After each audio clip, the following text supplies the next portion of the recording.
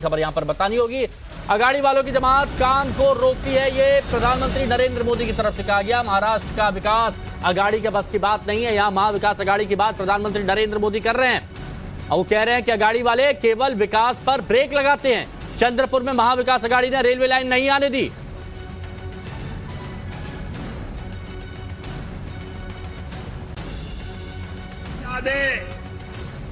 खुद ये ऐलान कर चुके हैं।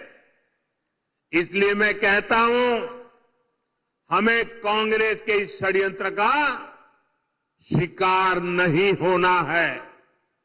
हमें एकजुट रहना है और इसलिए मेरा तो आपसे एक ही आग्रह है, हम एक रहेंगे तो सेफ रहेंगे। हम एक रहेंगे तो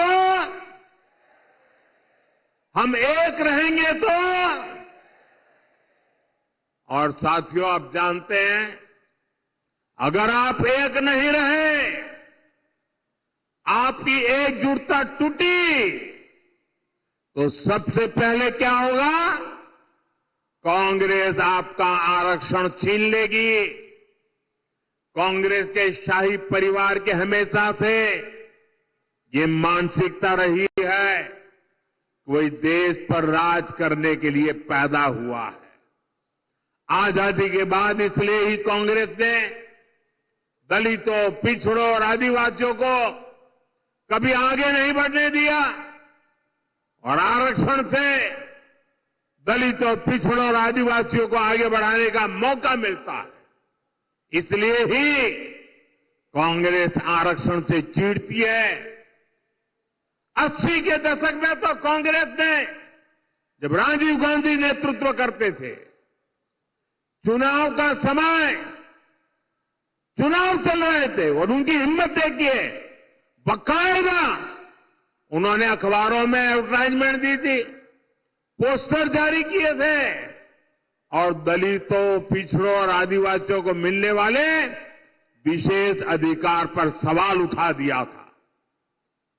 अगर आप सोशल मीडिया खोजोगे तो ये सब मिलेगा और मैं तो यहां के पत्रकारों से आग्रह करता हूं कि जरा 84 की एडवर्टाइजमेंट खोल करके निकाल के दिखाइए इन लोगों को, कैसा पाप किया इन लोगों ने।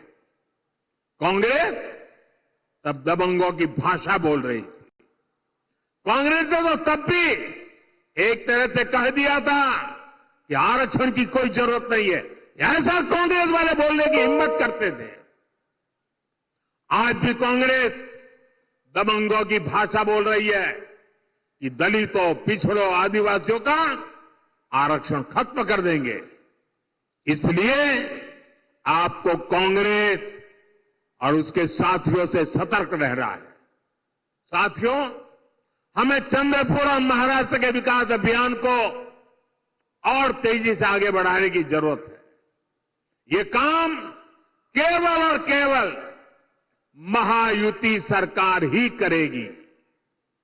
मेरी अपील है, आप महायुति के उम्मीदवारों को भारी बहुमत से जिताइए और साथियों, इतना बड़ा जनसैलाब इस बात की गारंटी बन जाता है कि यहां सबकी सब सीटें आप जिताने वाले हो। आप सभी इतनी बड़ी तादाद में हम सबको